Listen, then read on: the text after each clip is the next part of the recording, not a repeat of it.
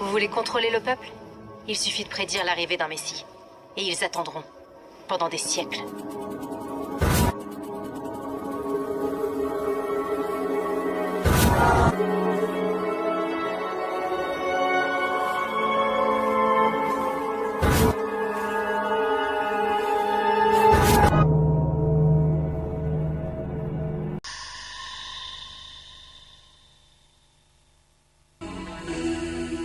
Des traces énigmatiques dans les blés. Au milieu des années 70, des cercles isolés se sont tout d'abord formés dans le sud de l'Angleterre. À une bonne heure de route de Londres, à quelques kilomètres seulement de l'une des plus grandes villes du monde, centre économique et axe de communication du monde moderne.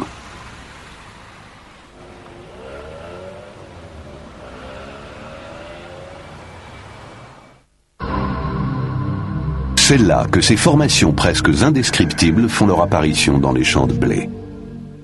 Indescriptibles dans la mesure où les hommes, dans toutes les civilisations, ont jusqu'ici été en mesure de créer des milliers et des milliers de symboles et de signes à des fins les plus diverses. Pourtant, ces formations géométriques ne ressemblent à rien de ce qui s'est fait jusqu'à présent. Il existe bien sûr des exemples célèbres de cercles et de lignes dont la symbolique nous échappe en partie. Il en existe presque partout dans le monde. Cependant, le phénomène semble se concentrer en Angleterre, dans le comté de Wiltshire, où cercles et lignes se multiplient année après année pour former des compositions savantes que l'on ne voit nulle part ailleurs.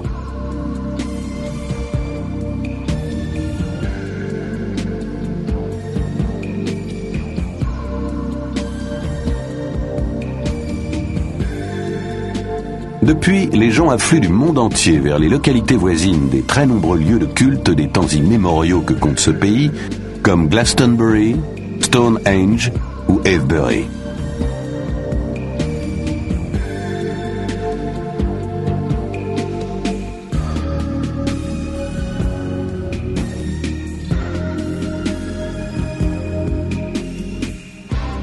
Les illusions de ces pèlerins ont été mises à mal en septembre 1991, à une époque d'indifférence généralisée, lorsque deux retraités facétieux, Doug Bower et Dave Corley, ont affirmé être les auteurs de toutes ces formations.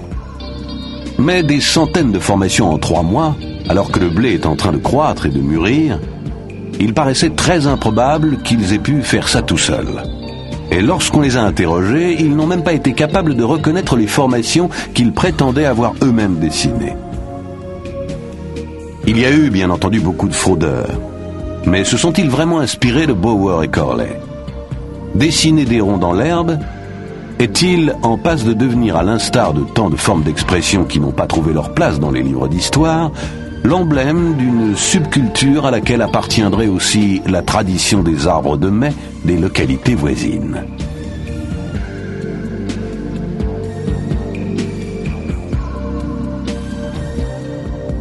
Mais comment expliquer que des signes identiques apparaissent aux 4 coins de la planète?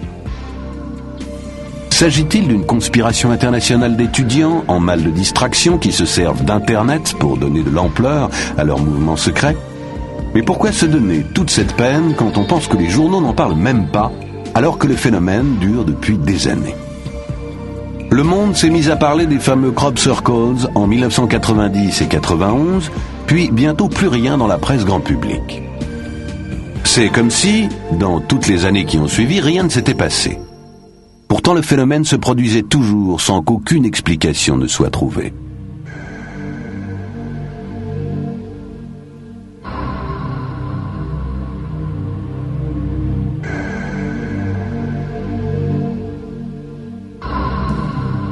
Une chose est sûre en tout cas, il se passe quelque chose dans les champs. Les observations et les descriptions convergent de façon extraordinaire. Les spéculations vont bon train et on déploie chaque jour des trésors d'imagination. Il faut d'ailleurs reconnaître que les Anglais ont toujours excellé dans les histoires à dormir debout. Nous sommes pourtant en présence d'un phénomène réel, qu'on peut toucher. Tout un chacun peut, s'il le veut, entrer dans un cercle, sauter dedans à pieds joints. Chacune de ces formations décrit en son centre une spirale caractéristique autour de laquelle le blé est couché, soit dans le sens des aiguilles d'une montre, soit à rebours. Les tiges n'ont pas l'air d'avoir été fauchées, comme certaines personnes le pensent encore. Elles sont cassées, mais pas arrachées, et forment souvent des faisceaux superposés en couches.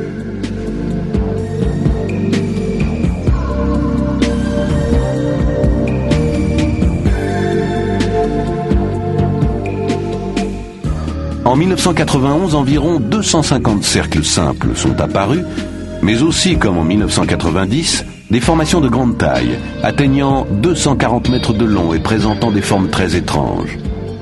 En 1992, on en compte 180, dont plusieurs certainement fausses. Les critères permettant de distinguer une vraie formation d'une contrefaçon sont assez difficiles à déterminer. Pour pouvoir se prononcer, il est important, semble-t-il, que les traces soient fraîches et que personne n'ait encore pénétré à l'intérieur. Mais cela est impossible à mettre en pratique car personne ne peut dire où apparaîtra le prochain pictogramme. Cela dit, certains chasseurs de traces ont décelé des champs électromagnétiques jusqu'à 3 jours après l'apparition. Des piles qui ont en temps normal une autonomie d'1 heure et demie se vident en 10 minutes, comme si leur énergie était aspirée.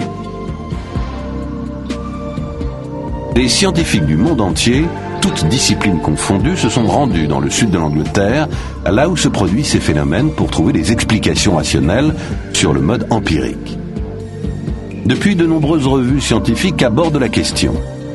George Wingfield, éditeur de la revue The Cerealogist, est l'un des plus grands spécialistes dans ce domaine.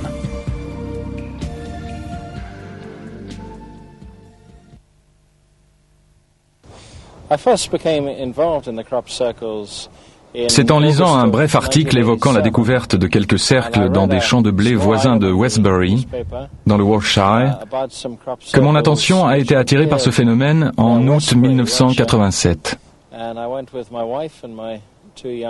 Je me suis rendu sur les lieux en voiture avec ma femme et mes 2 fils, pour voir de quoi il en retournait.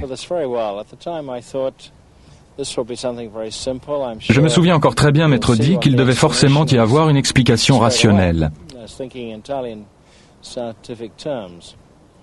De par ma formation, j'avais l'habitude de penser selon un schéma scientifique. Mais nous avons dû rapidement admettre que ces 2 cercles que nous avions sous les yeux avaient quelque chose d'énigmatique.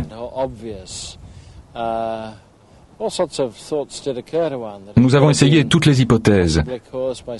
Peut-être des vents tourbillonnants ou un phénomène atmosphérique du même genre. Peut-être fallait-il y voir la main de l'homme. Mais nous avions l'impression que ce n'était pas de cela qu'il s'agissait. Le jour même, nous sommes allés voir une autre formation, celle-là très grande, avec 2 grands anneaux autour du centre. Pendant que je me trouvais dans le cercle, ma femme Gloria était restée avec nos 3 chiens sur un promontoire voisin, d'où elle pouvait voir la formation dans sa totalité. Elle a vu des petits éclairs bleus raser le sol pendant 2 ou 3 minutes, sans avoir la moindre idée de ce dont il pouvait s'agir. C'était simplement étrange.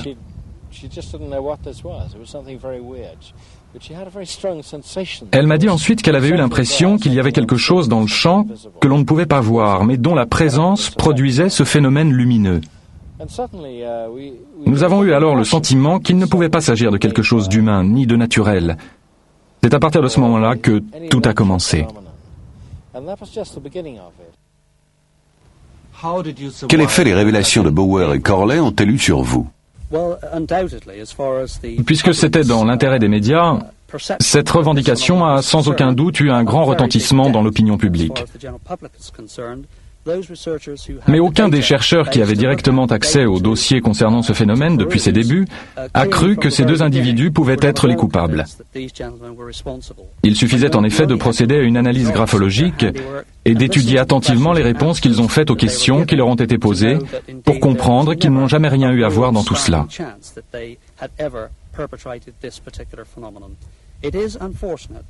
Malheureusement, les médias se sont emparés de l'affaire et la nouvelle est tombée en moins de 12 heures sur les téléscripteurs des radios et télévisions du monde entier. Cette revendication de canular était elle-même un canular.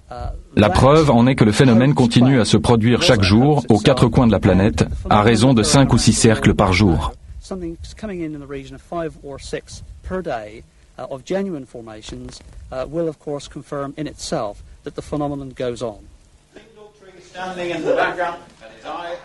À l'instar de Doug Bauer, certains hoaxeurs, ainsi que les Anglais appellent les auteurs de canulars, ont tombé le masque. Afin de vérifier leurs allégations, comme quoi ils dessinaient, comme Bauer et Corley, des cercles la nuit à l'aide d'une corde, d'une barre ou d'un rouleau, un magazine allemand a organisé, avec la participation du célèbre biologiste Rupert Sheldrake de l'université de Cambridge, un concours consistant à dessiner la nuit des crop circles sans s'éclairer à la lampe torche ou d'une quelconque autre manière. L'existence des crop circles est incontestable. C'est un phénomène avéré. La question est de savoir quelle en est la cause. L'hypothèse selon laquelle ils sont d'origine humaine n'a pas encore pu être écartée. Il n'est d'ailleurs pas sorcier de coucher des épis de blé au sol. L'objectif du concours était de s'assurer que les différents motifs dont on prétend qu'ils ne peuvent pas être tracés par la main de l'homme sont effectivement impossibles à dessiner. Aussi avons-nous proposé aux candidats des modèles réputés non reproductibles pour voir comment ils allaient se tirer d'affaire. Les résultats obtenus ont montré que tous ces motifs sont en fait assez faciles à imiter. J'ai néanmoins été impressionné par la qualité des travaux effectués.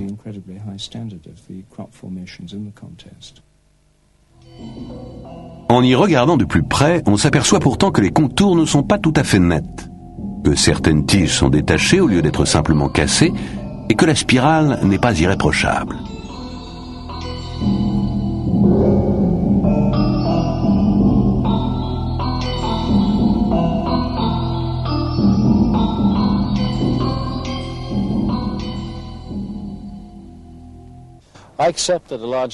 Je veux bien croire qu'une grande partie d'entre eux a été faite par des hommes, surtout ces dernières années. Depuis que l'attention de l'opinion publique a été attirée sur les crop circles, c'est-à-dire vers 1989-1990, lorsqu'il en a été beaucoup question dans les journaux et à la télévision, beaucoup de gens se sont sentis concernés. Et il était dès lors inévitable que certaines personnes se mettent à en dessiner elles-mêmes et à développer des motifs complexes, dont beaucoup sont aujourd'hui parfaitement exécutés et irréprochables d'un point de vue géométrique.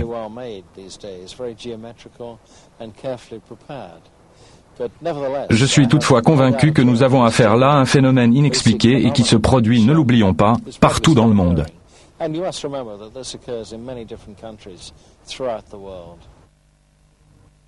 Andy Thomas est l'auteur d'un livre intitulé Fields of Mystery et l'éditeur de la revue Sussex Circular.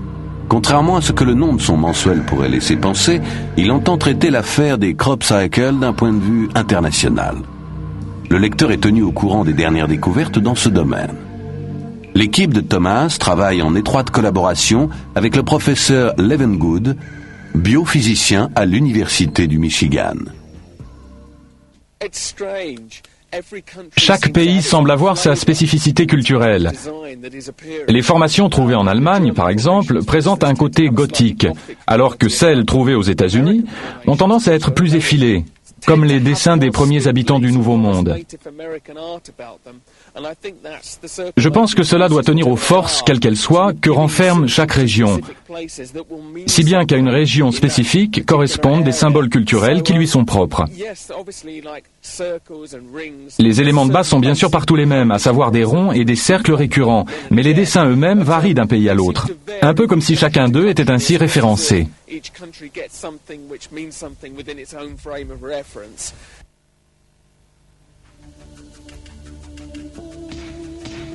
Dans les premières années qui ont suivi l'apparition des formations complexes, des projets de grande envergure ont été mis sur pied afin d'en découvrir les auteurs.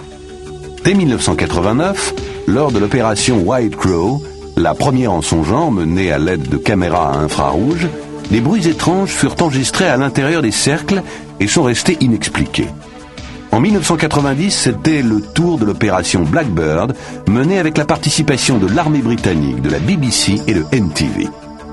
Vint ensuite l'opération Blue Hill, puis l'opération Argus, devant permettre de déterminer les éventuelles influences radioactives et électromagnétiques. Les recherches furent menées par la branche américaine du Centre d'études des crop cycles, le CCCS, en collaboration avec des chercheurs de l'Université de Las Vegas et de physiciens canadiens, coordonnés par la branche britannique du CCCS.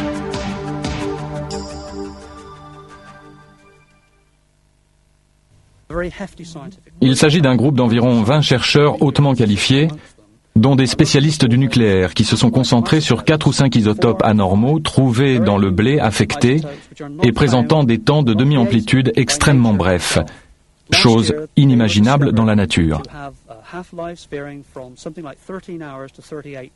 Ils ont constaté, et cela rien que sur les échantillons analysés en laboratoire, des temps de demi-amplitude allant de 13 heures à 38 jours.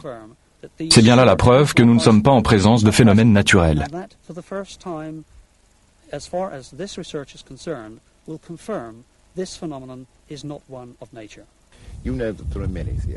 Les thèses avancées vont de la croyance en une espèce de force spirituelle primitive jusqu'à l'exploration de la Terre par des extraterrestres. L'objectif de notre opération Argus est de rassembler des faits scientifiques clairs en relation directe avec les événements constatés. Ce n'est que lorsque nous aurons complètement exploité ces données que je commencerai à spéculer sur les causes et les origines. Quoi qu'il en soit, une intelligence est manifestement à l'œuvre et il y a tout à parier qu'il ne s'agit pas d'une intelligence humaine. Dans le Sussex, nous travaillons en étroite collaboration avec l'équipe de recherche américaine BLT, dirigée par le professeur Levengood. Nous prélevons des échantillons de blé couchés à l'intérieur des cercles et nous les envoyons pour analyse aux États-Unis. Le professeur Levengood a découvert que des mutations biologiques avaient eu lieu, ne pouvant s'expliquer par le simple fait que le blé ait été foulé mécaniquement. Les nœuds des tiges sont très volumineux, comme s'ils avaient été gonflés de l'intérieur par une sorte de chauffage n'ayant duré qu'une fraction de seconde.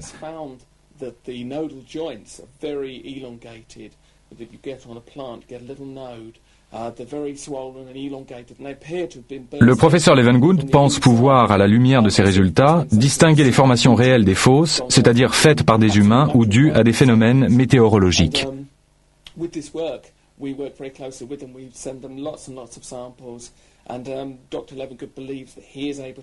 Le professeur Levengood suit de près un phénomène très important, à savoir la mutation génétique structurelle des végétaux. Il a découvert que les graines contenues dans les épis se trouvant à l'intérieur des cercles présentent un état des plus étranges, connu sous le nom de polyembryonie. Il s'agit d'une déviance génétique se caractérisant par la formation de plusieurs embryons dans un même épi. Mais comme il n'y a pas de production d'albumène, ces embryons ne peuvent pas germer. Les mêmes anomalies ont été constatées sur des échantillons que je lui ai moi-même envoyés d'Australie, de Tchadekin au Canada, ainsi que des États-Unis.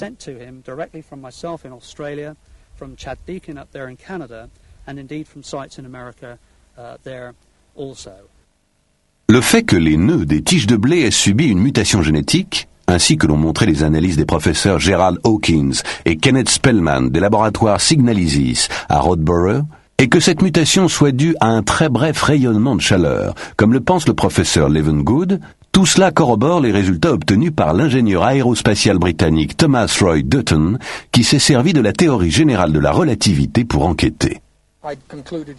J'en suis venu à la conclusion que nous ne disposons actuellement d'aucune technologie humaine capable de produire pareil phénomène. J'ai tendance à penser que seule une sorte de rayonnement gravitationnel pourrait expliquer pourquoi le blé n'est pas brûlé. Qu'entendez-vous par rayonnement gravitationnel ? À la vérité, nous ne savons pas encore grand-chose sur le rayonnement gravitationnel. Ce qui est sûr, c'est qu'il est constitué d'une série d'ondes dans le champ spatio-temporel. Il faut se représenter l'espace-temps alternativement compressé et détendu dans une série d'ondes. Lorsqu'elle s'applique à des objets, cette alternance provoque une sorte de vibration. En ce qui concerne les crop circles, c'est, je pense, ce rayonnement pulsant, réglé sur une fréquence bien précise, qui est à l'origine des traces laissées dans les blés. La théorie générale de la relativité prévoyait le rayonnement gravitationnel, comme par exemple déclenché par un grand événement cosmique. Mais il peut y avoir d'autres causes.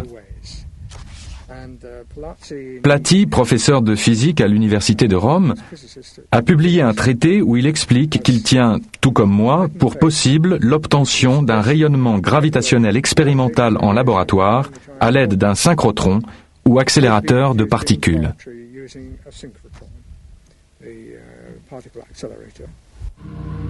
Puisque les résultats obtenus isolément par différents scientifiques ne se contredisent pas, voire se superposent et se complètent, et que la technologie mise en cause ne correspond pas à l'état actuel de la science et dépasse les compétences humaines, la théorie de la composante extraterrestre semble prendre corps. Mais parmi les personnes enthousiasmées par les crop circles, certaines sont prêtes à se contenter de la beauté des formations et de l'effet qu'elles produisent dans leur esprit.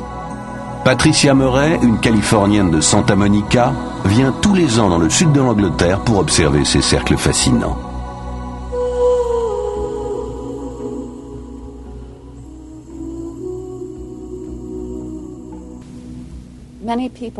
Beaucoup de gens disent des crop cycles qu'ils constituent la plus grande énigme de notre temps. Et c'est exact. Ça peut se comparer à une grande histoire d'amour. C'est comme tomber amoureux de l'inconnu. On sait prendre son propre pouvoir imaginatif, de la force qui émane de cette terre, de la nature. Quand on entre dans le crop cycle, on a l'impression de flotter dans l'espace interplanétaire. Ils viennent de quelque part, on ne sait pas d'où, ni qui ou quoi les a produits, mais ils ont l'air de venir d'ailleurs. Et pourtant, ils sont dans nos champs. Et d'une certaine façon, ils n'appartiennent pas non plus tout à fait à leur monde d'origine. On se trouve donc dans un espace sous tension, entre deux mondes.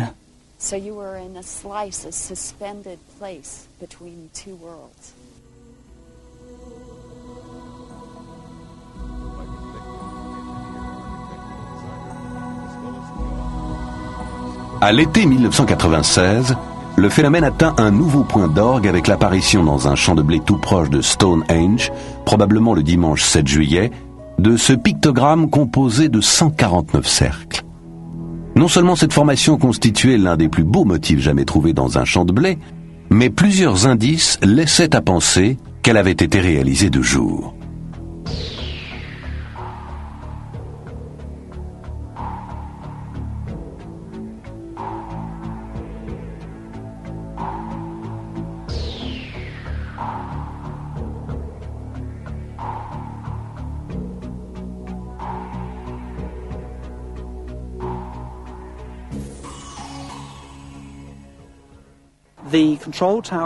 J'ai appris par le biais officiel que la tour de contrôle de Truxton avait reçu le 7 juillet en fin d'après-midi le message radio d'un pilote affirmant avoir aperçu la formation.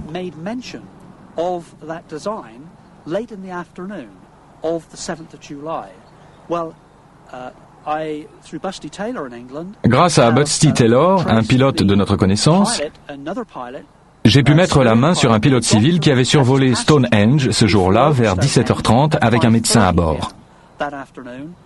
Les deux hommes sont absolument certains que cette énorme formation d'environ 300 mètres de long, au dessin fantastique, n'était pas là à cette heure.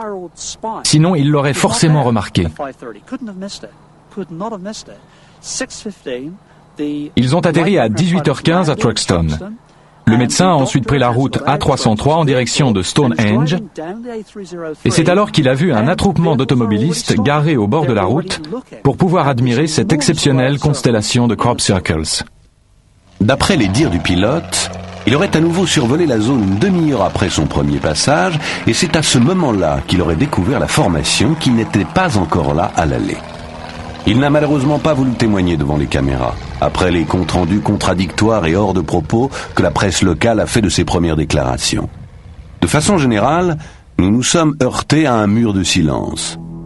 Par exemple, à Stonehenge, les personnes chargées de surveiller les alentours immédiats, afin d'empêcher les importuns de franchir les grilles entourant le site, ont eu pour consigne officielle de ne faire aucune déclaration. Nous avons tout de même appris de sources officieuses qu'elle n'avait remarqué aucune activité inhabituelle au cours de cette journée. Pour réaliser une formation de cette envergure, n'importe qui aurait eu besoin de plusieurs heures de travail et d'application.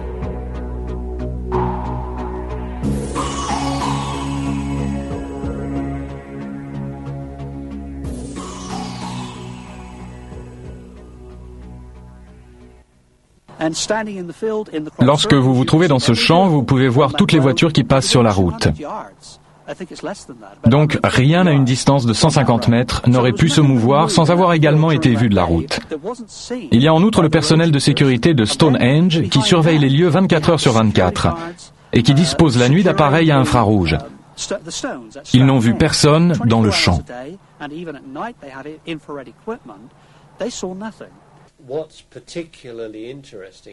Ce que la formation de Stonehenge a de particulièrement intéressant, c'est qu'elle est l'une des plus complexes qui nous ait été donnée de voir. Le fait qu'elle soit apparue de jour constitue de plus une sorte d'escalade.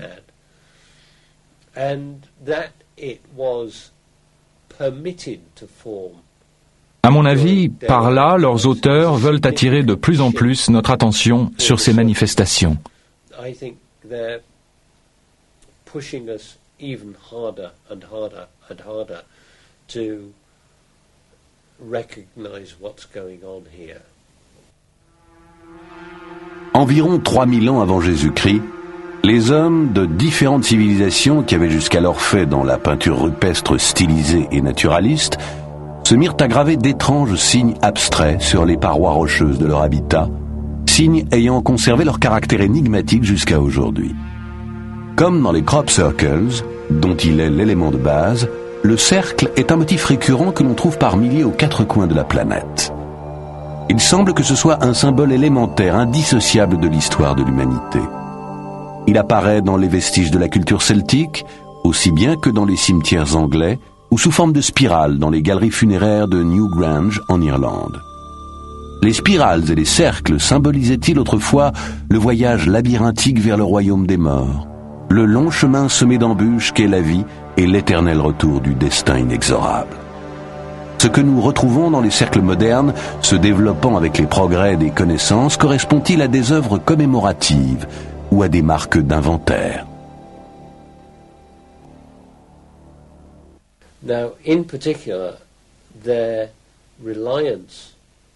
Il est très étonnant de constater dans certains cas le rapport étroit entretenu avec le nombre d'or de la peinture et de l'architecture classique, système infini de proportions constituant une autoconfirmation permanente.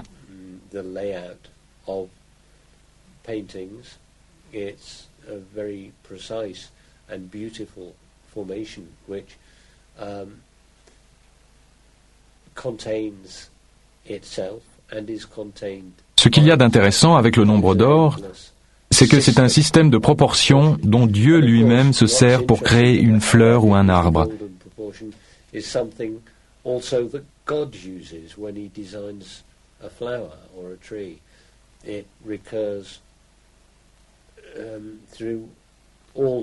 Elle se rapporte à toute créature vivante.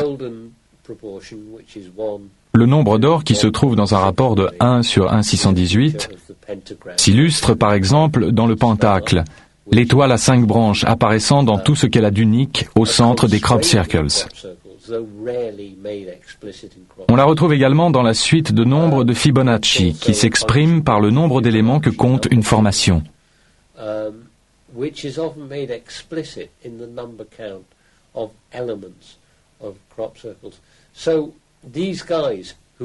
Une chose est sûre, les auteurs de ces cercles connaissent toutes ces règles sur le bout des doigts.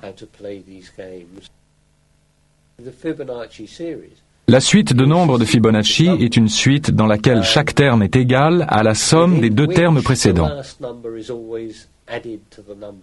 En divisant juste avant le chiffre obtenu par le résultat de l'addition, on se rapproche de plus en plus du nombre d'or, et ainsi de la proportion 1 sur 1,618.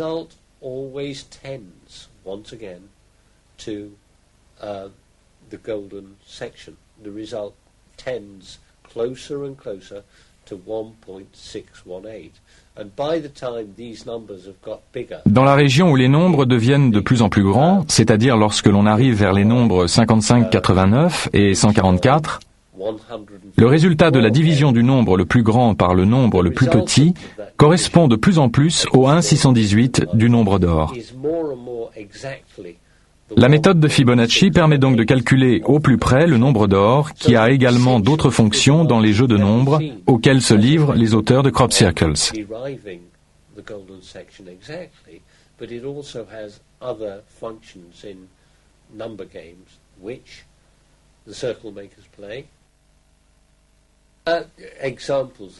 Les exemples en sont les formations reposant sur le nombre 5, comme l'étoile à 5 branches, qui n'est apparue ces derniers temps qu'une seule fois.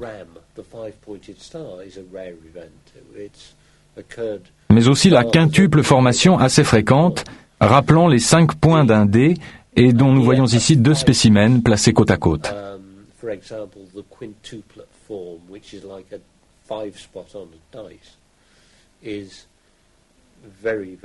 Les autres formations à avoir un rapport avec la série de Fibonacci sont l'immense spirale Dalton-Barnes de 1996, comprenant 89 cercles, ainsi que la formation de Windmill Hill de cette année, dont les 3 bras comptaient 34 cercles principaux à raison de 11, 11 et 12 cercles par bras, et non pas 11, 11 et 11, comme n'importe quel dessinateur aurait fait.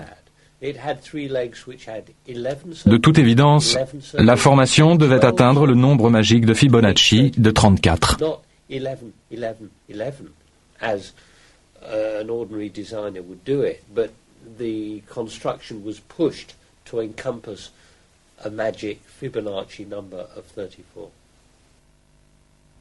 Un homme peut-il réellement dessiner des formes aussi complexes en une nuit, voire 2 jours en quelques minutes à la dérobée? À cela s'ajoute le fait que beaucoup de formations, en particulier les plus grandes, se trouvent en plein milieu de champs vallonnés, sur des élévations, et sont pourtant parfaitement géométriques, comme on peut s'en rendre compte en les survolant en avion. Comment des concepteurs humains auraient-ils pu prendre en compte tous les paramètres et parvenir à un tel résultat? Voilà une tâche particulièrement ardue. Toutefois, année après année, les rapports s'accumulent qui font état de phénomènes lumineux non identifiés, semblant parfois prendre des formes matérielles. Aussi, les premières années, on disait que le phénomène ne pouvait pas être d'origine terrestre. Le projet CZT, placé sous la direction du professeur américain Stephen Greer, avait pour objectif d'établir le contact avec d'éventuels extraterrestres en un lieu où abondent les objets volants non identifiés. Le groupe comptait environ 50 personnes de toutes les nationalités. Le travail consistait à se mettre en position de méditation et à se boucher les oreilles tandis que des signaux sonores et lumineux étaient émis tout autour dans le ciel nocturne du sud de l'Angleterre. Cela a permis de rassembler quelques pièces du puzzle et de tirer un coin du voile. La présence d'objets matériels et immatériels fut en effet rapportée. L'observation attentive de la voûte céleste, qui constituait le principe même de ce projet, permit à un grand nombre de témoins d'apercevoir divers phénomènes.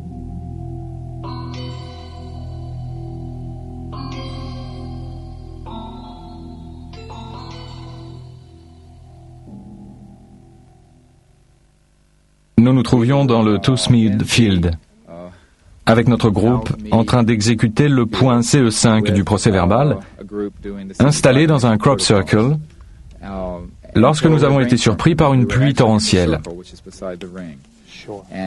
Il faut préciser qu'avant cela, nous avions déjà aperçu, à 10 ou 15 minutes d'intervalle, 4 objets non identifiés se dirigeant vers l'est et semblant planer au-dessus de l'horizon. Pendant un court laps de temps, 2 qui sont apparus en même temps. Tout ça se passait à une altitude d'environ 3000 mètres, mais il est difficile de se faire une idée précise.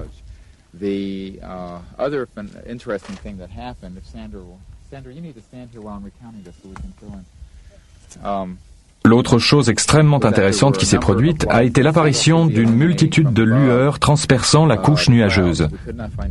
Du sol, il était impossible d'en distinguer la source. L'une d'elles avait la forme d'une roue de chariot et éclairait les nuages par au-dessus. Nous avons pu l'observer pendant plusieurs minutes, au moins 10, tandis qu'elle apparaissait et disparaissait continuellement. Puis tout d'un coup, il y a eu de gros nuages noirs et nous nous sommes retrouvés dans l'obscurité totale. C'était comme si toute la région baignait dans un gros nuage noir, Puis il y a eu une percée et il s'est mis à pleuvoir des cordes. Je pense qu'en réalité, une lueur est apparue sur le bord du cercle. Il y avait une masse dont la forme était plus large en haut qu'en bas, qui bougeait dans cette zone lumineuse. Elle bougeait de façon aléatoire et elle ne semblait pas avoir de trajectoire prédéfinie.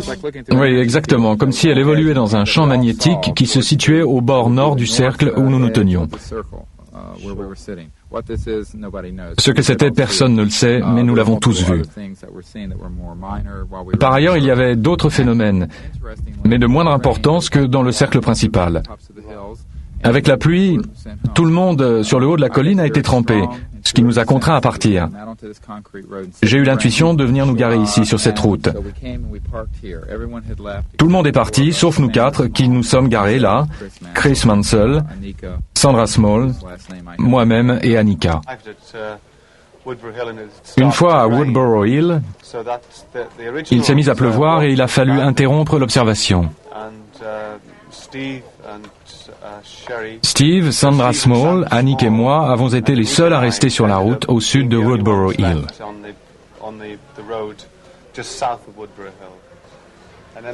Puis tout d'un coup, entre minuit et quart et minuit et demi, j'ai aperçu cette série de lumières. Nous étions assis dans la voiture et tout d'un coup il a crié « Qu'est-ce que c'est que ça ?» Puis il est sorti pour aller cogner à la vitre de Steve Greer. La voiture de Chris et de son amie Annika était derrière la nôtre. Sur le coup de minuit 20, minuit et demi, il vient cogner à ma vitre côté conducteur. Il frappait si fort que j'ai cru qu'il allait me la casser, tellement il était excité. J'ai baissé la vitre et il m'a crié « Regarde, regarde donc un peu ça !» Il y a une soucoupe en train d'atterrir. C'est donc bien Chris qui l'a vu le premier. Je suis sorti de la voiture pour aller prévenir Steve. Nous voulions voir ça de plus près, car nous étions persuadés que cette formation lumineuse ne pouvait pas être celle d'un avion, d'un hélicoptère ou d'une voiture, qu'il était tout simplement impossible de se l'expliquer.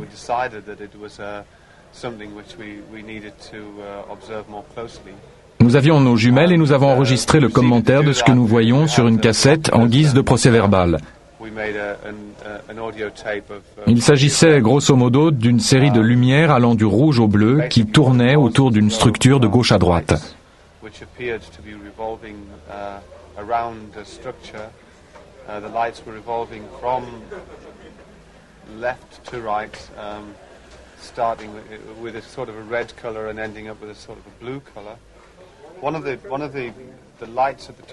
L'une des lumières se trouvant au sommet de la structure s'éloignait continuellement de l'objet et semblait livrée à elle-même, puis revenait à son point de départ.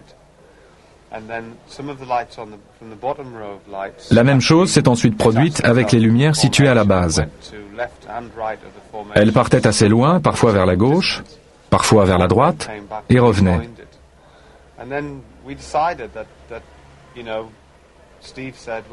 Steve a dit qu'il voulait essayer d'entrer en contact.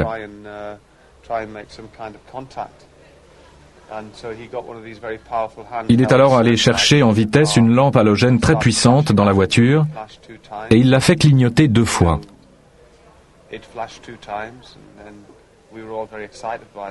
À notre grande surprise, l'objet a répondu par un double clignotement. En essayant à nouveau, on a obtenu le même résultat, et comme ça pendant plusieurs minutes. Lorsqu'un système de lumière tourne manifestement autour de quelque chose, il me paraît aller de soi qu'il fait partie d'une structure plus grande à laquelle il est connecté.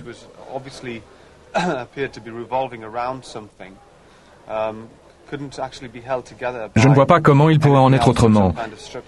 Mais maintenant, qui peut dire vraiment ce qui est de l'ordre du possible et ce qui ne l'est pas ?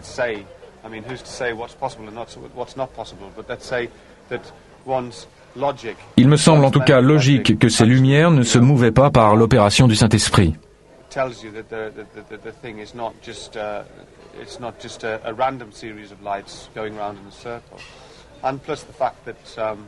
D'ailleurs, lorsque l'objet s'est rapproché du sol, nous avons cru voir des contours se détacher sur les arbres en arrière-fond, comme si la forme se précisait.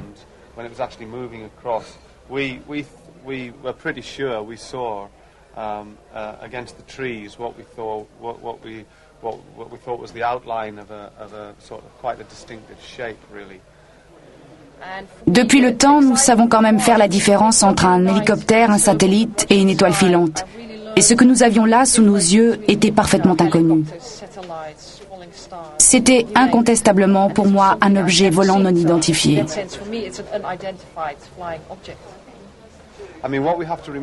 Il faut préciser que c'est tout à fait par hasard que nous nous trouvions là à ce moment-là. Personne ne pouvait le savoir, et il ne peut donc pas s'agir d'une blague que quelqu'un aurait voulu jouer à l'équipe de Steve Greer.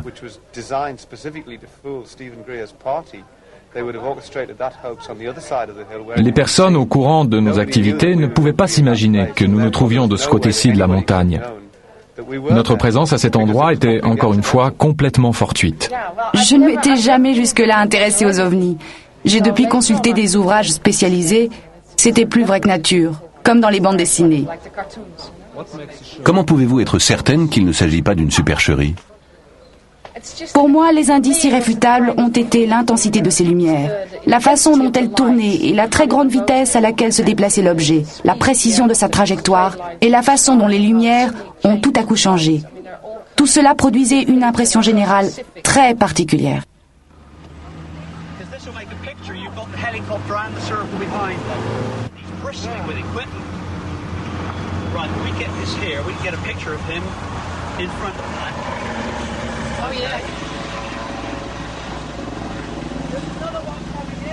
Colin Andrews et ses collègues ont été témoins de l'intérêt que porte l'armée au problème des crop circles lorsqu'à l'été 1994, ils ont aperçu un hélicoptère militaire volé à Alton Barnes au-dessus d'un champ où l'on découvre chaque année plusieurs formations intéressantes.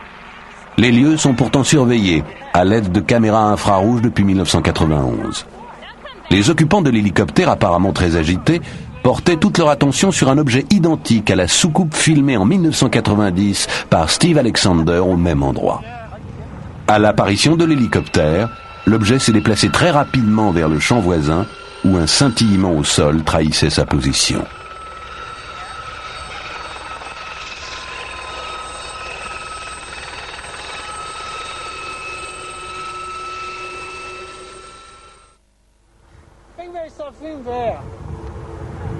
In front of him there is something, I don't know what it is.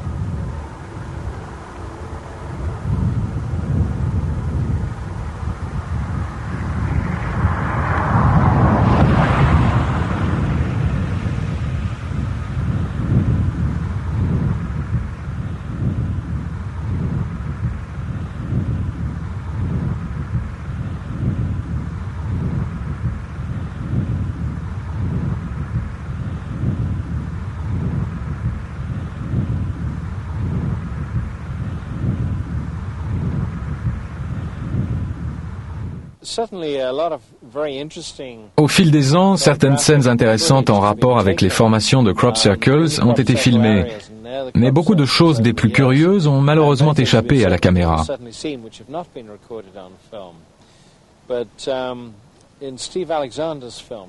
La vidéo tournée en 1990 par Steve Alexander montre une petite soucoupe de seulement quelques centimètres de diamètre raser un champ, disparaître dans le blé pour ressurgir un peu plus loin et s'envoler définitivement après être passé sous le nez d'un agriculteur assis sur son tracteur.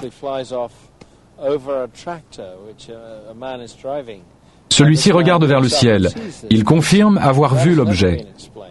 Personne n'a encore réussi à trouver une explication à cet incident. Un jour, un homme est venu me trouver et m'a montré cette vidéo. Mais d'abord, il m'a demandé que je lui raconte ce que j'avais vu. La vidéo montrait exactement la même chose que ce qui s'était passé. Ce qu'il y a eu de plus bizarre, c'est que juste après avoir tourné dans le champ avec mon tracteur, juste au moment où l'objet est apparu, le moteur s'est arrêté. Allez savoir pourquoi. Et quand l'objet a disparu, il est reparti tout seul. Les cas de personnes pouvant affirmer avec certitude qu'elles ont vu dans le ciel une soucoupe ayant laissé des ronds sur le sol sont rares. Mais il existe beaucoup de cas bien documentés de personnes ayant vu des objets lumineux ou en forme de soucoupe survoler un champ dans lequel on a ensuite découvert une formation. Le 11 août 1996 à l'aube, caché sur le promontoire rocheux d'Oliver Castle, près de Davies, d'où il guettait des plaisantins afin de les prendre en flagrant délit, un amateur ne désirant pas dévoiler son identité a réussi la prouesse, si tant est qu'il s'agisse d'un document authentique, de filmer ceci.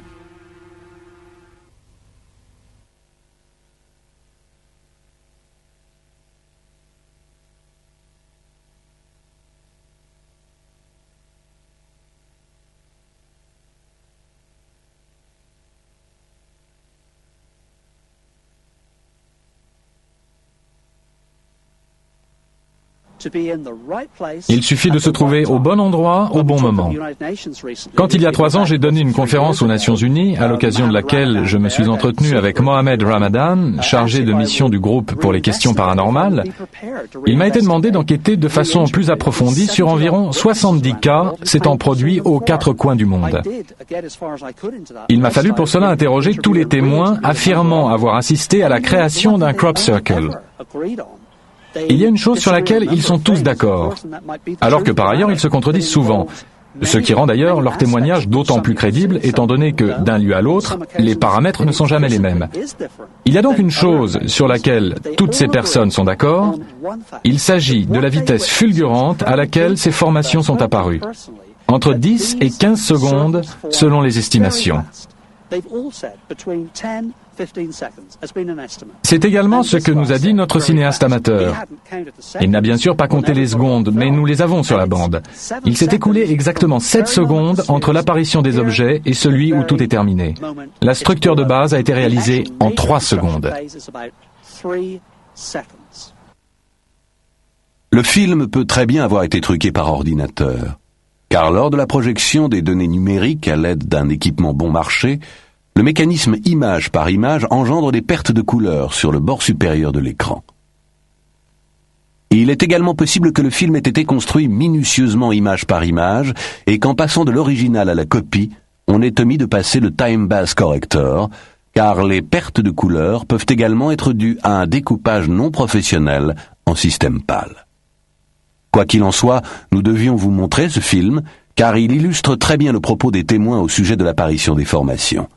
Ce document aide à se représenter le phénomène.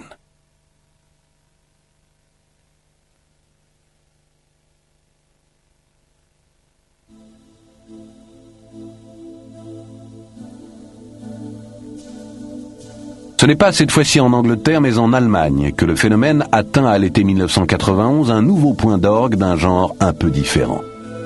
Le 23 juillet, une formation dont la taille est proche des plus grands pictogrammes anglais apparaît à proximité d'un tumulus germain dans un champ de blé non loin d'Hildesheim. Mais le plus étonnant est que ce pictogramme est la copie intégrale d'un autre imprimé sur 3 plaques métalliques or, argent et bronze d'environ 40 cm d'épaisseur. Les plaques découvertes dans le Tibergsfeld ont été analysées par des experts à Berlin. Celle en or représente à elle seule une valeur d'environ 650 000 francs.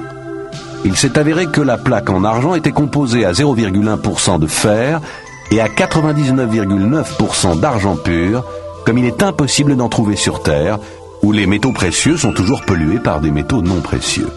Les impuretés les plus infimes peuvent être décelées à l'aide d'un plasmapectomètre, exactement de la même façon que les barres d'une empreinte génétique. Les spécialistes chargés de l'analyse des plaques ont affirmé n'avoir encore jamais vu fonte plus insolite.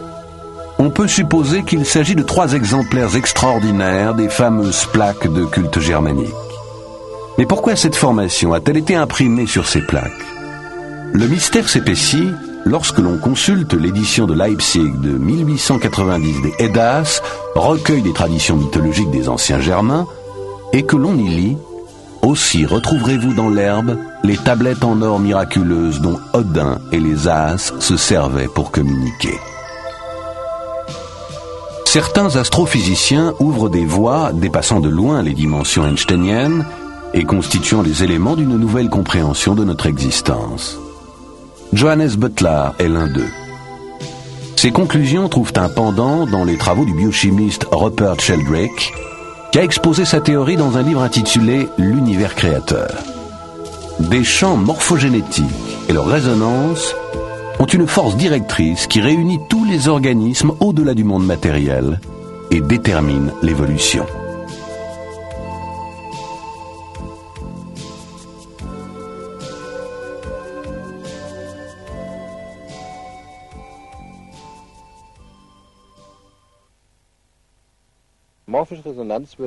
La résonance morphique signifie qu'une structure, une forme existait déjà et qu'elle était aussi chargée émotionnellement. Ce pourrait être le cas par exemple pour les plaques cultuelles. Cette structure aurait déjà existé, existe et l'information enregistrée dans un champ morphogénétique pourrait être réactivée des milliers d'années après, comme on consulte un fichier. En se rematérialisant, les motifs pourraient être perçus, par exemple dans les champs de blé ou de colza ou dans les prés. S'il ne s'agit pas tout bêtement d'un canular, il se peut très bien que ces plaques correspondent à un authentique phénomène de résonance morphique. Les plaques cultuelles sont par définition chargées émotionnellement, puisqu'elles ont autrefois servi de support à des rituels. La symbolique est ici archétypale. Elle avait une signification extrêmement forte et cette signification n'a pas disparu. On peut par conséquent comprendre que lorsque ces plaques ont été découvertes dans le Singfeld, à Grasdorf, cette information, cette forme se soit matérialisée, soit apparue comme un pictogramme esthétique. Le problème des ovnis est traité à la légère. Ce n'est pas parce qu'un phénomène est physique qu'il n'offre pas des perspectives psychologiques. Le problème des ovnis existe depuis des millénaires et nous savons que des ovnis, des objets volants inconnus, survolaient autrefois les lieux de culte. D'ailleurs, il n'est pas du tout impossible que ce soit justement pour cette raison que ces lieux sont devenus des lieux de culte. Les objets inconnus qui apparaissaient dans le ciel et parfois atterrissaient étant pris par les gens simples des époques reculées pour des dieux. Si l'on veut attaquer le problème par la racine, il faut maintenant se demander s'il est possible que les phénomènes énergétiques soient pertinents pour les visiteurs venus d'ailleurs. La Terre est parcourue par un réseau de lignes de force, les fameuses ley lines, ou chemins des dragons, parsemés de points nodaux, de nœuds énergétiques. Et il est tout à fait possible que ces points aient une importance particulière pour les objets volants, ce qui expliquerait que ce soit là qu'ils apparaissent.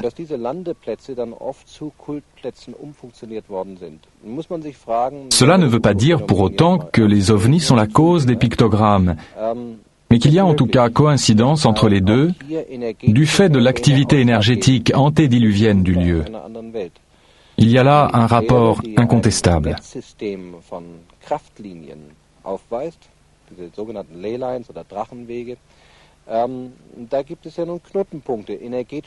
Je considère les pictogrammes comme un phénomène terrestre et non pas extraterrestre. Et le fait que ce soit justement au même endroit qu'apparaissent les ovnis veut simplement dire que ces lieux ont une grande importance et que les pictogrammes qui apparaissent de nos jours ont toute une histoire derrière eux. Une histoire non seulement liée aux extraterrestres, mais également à l'évolution de notre conscience. Nous sommes en effet tous très nostalgiques d'une nature avec laquelle nous étions en phase. Beaucoup de gens subissent déjà un processus d'identification avec la nature, et il se peut que cette prise de conscience ait activé l'évolution que connaissent ces cercles ou pictogrammes. Nicht durch Außerirdische, sondern auch, weil sich unser Bewusstsein verändert hat. Wir haben eigentlich alle eine stärkere Sehnsucht wieder zu einer Natur, die intakt ist. Es beginnt ein Identifizierungsprozess mit der Natur bei vielen Menschen wieder. Und möglicherweise ist diese Bewusstseinsveränderung der Aktivator für die Evolution, die solche Kreise, Piktogramme durchmachen. Il est important que tout le monde, y compris les sceptiques, comprennent que les formations de crop circles sont de nature télépathique et que le phénomène doit être envisagé comme un problème d'ensemble. Il semble que les crop circles signifient pour les gens tout et n'importe quoi. Certains les interprètent comme le signe de l'imminence de la fin du monde. D'autres, au contraire, pensent qu'ils annoncent les choses les plus enthousiasmantes et les plus souhaitables, et qu'ils contribueront par là considérablement à améliorer notre vie. D'autres encore les voient sous l'angle religieux. Il s'agit pour eux de signes divins, voire diaboliques. Cette interprétation existe aussi. Mais si ces symboles n'étaient autre chose que notre propre conscience humaine se projetant d'une façon ou d'une autre dans les champs, cela serait quand même tout à fait digne d'intérêt, car ça voudrait dire que c'est nous-mêmes qui sommes les auteurs des crop circles, et non pas une force venue d'ailleurs. L'idée que l'évolution de notre conscience va de pair avec notre évolution générale est très séduisante, et comme ça nous serions à l'origine des crop circles. L'optimisme des gens qui s'intéressent aux crop circles va si loin qu'ils répondent quand on les interroge « L'inconnu, nous aimons ça ». L'inexpliqué, c'est fantastique. Un bouleversement de la société, nous n'attendons que ça. On assiste ici à l'émergence d'une attitude ultra-positive, s'accompagnant d'une attente fiévreuse de la suite des événements. Je pense que s'il y a une idée directrice à la base, c'est de faire prendre conscience aux gens que, face à des énigmes aussi palpitantes, ils se demandent nécessairement à quoi est-ce que ça peut ressembler, ou ce que ça peut signifier. Et quand on commence à se poser ce genre de questions, on commence également à se poser des questions sur soi-même, sur ce que l'univers peut bien vouloir signifier, et bien entendu sur le sens de la vie. Si tout cela ne devait avoir qu'un sens, ce serait sans aucun doute celui-là. Personne ne peut dire de façon certaine ce que sont les crop circles. Rien n'est sûr. Ainsi, il est impossible de classer les crop circles dans une catégorie prédéterminée. C'est un phénomène multiculturel qui peut prendre toutes sortes de significations selon qu'on adopte tel ou tel point de vue. Ils sont peut-être aussi l'expression supérieure d'un état de conscience collectif constitué de notre subconscient originel et d'une symbolique semblable à la signification supposée des cercles en spirale que l'on trouve sur les galeries funéraires de Newgrange en Irlande et qui représentent probablement le voyage labyrinthique vers le royaume des morts. Ou sont-ils le miroir de notre âme, comme le pensent les Indiens Hopi, qui interprètent ces signes en disant « la terre-mère pleure ». Ou faut-il y voir le fait d'une civilisation venant d'une autre planète pour nous faire prendre conscience du piteux état dans lequel se trouve la Terre à l'aube du XXIe siècle, conséquence de la surpopulation et des dégâts causés à l'environnement, et cela en inscrivant des symboles dans le blé, élément de base depuis toujours de notre alimentation. La ressemblance avec la représentation de l'ADN, siège de notre génome, de toutes les informations concernant notre hérédité, de celle des animaux et de celle des plantes, ne nous invite-t-elle pas à comprendre à quel point tout est génétiquement programmé et que nos capacités de manipulation génétique ne doivent pas être sous-estimées? Peut-être n'est-ce pas par hasard si les auteurs de ces signes s'adressent directement et de façon à ne pas passer inaperçus à tous les hommes et non pas aux seuls dirigeants. Ou peut-être Doug Bauer et Dave Corley, ainsi que leurs émules, ne sont-ils que les instruments d'une conscience supérieure, puisque eux-mêmes affirment ne pas savoir ce qui les a poussés au début à prendre part à toute cette histoire. En tout cas, personne n'est aujourd'hui en mesure d'apporter une seule et vraie réponse à la question des signes du temps.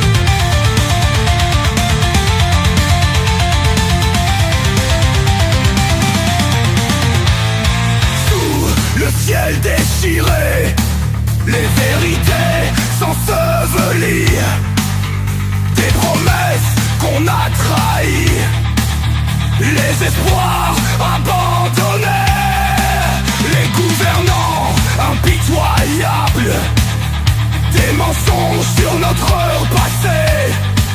Ils masquent la vraie réalité. Le peuple juste, jetable. Nous sommes les ombres, les éveillés, debout face à l'oppression. Nous déchirons le voile, l'illusion, les secrets. Nous allons révéler.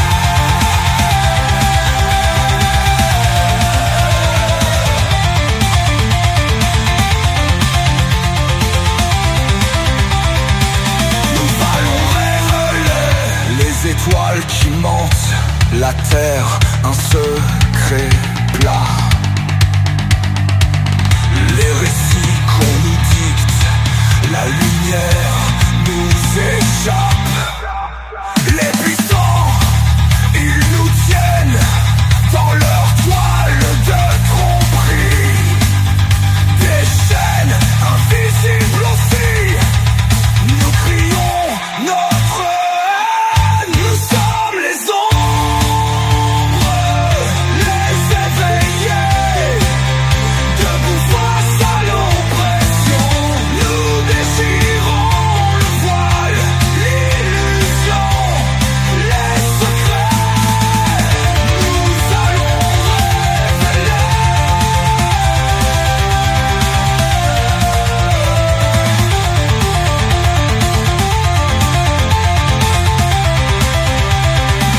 Nous allons révéler.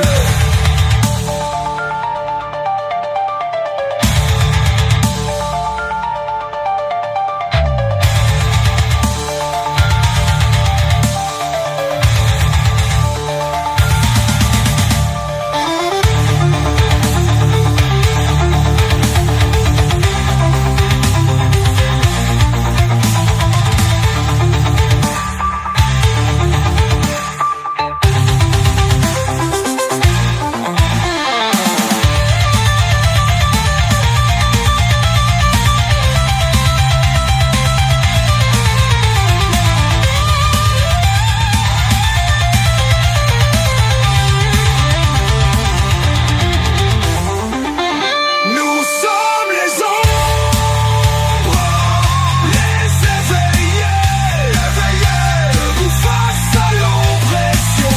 Nous déchirons le voile, l'illusion, les secrets. Nous allons révéler. Quelle carte on nous propose aujourd'hui de la Terre plane? Donc là, il y a la glisonne. Et le modèle de sa jauge aux terres connues et inconnues, recouvert d'une voûte céleste, et autour duquel tournent le soleil et la lune. La lune, en un mois, fait ce que le soleil fait en un an. D'accord? Il y a la laine de la lune et la laine du soleil. La laine de la lune, c'est sur un mois. La laine du soleil, c'est sur un an. Voilà. Tu l'as, tu vois? Ouais, je l'ai en plus, c'est celle-là. Betelgeuse, la géante rouge de la constellation d'Orion. L'astronaute, quand il sort de l'or pour faire des réparations sur l'ISS, on voit jamais la Lune. La conjonction entre Vénus et Jupiter. Vénus à droite et Jupiter à gauche. On observe bien une forme d'étoile asymétrique. Ouais. Et elle est bien claire sur cette image.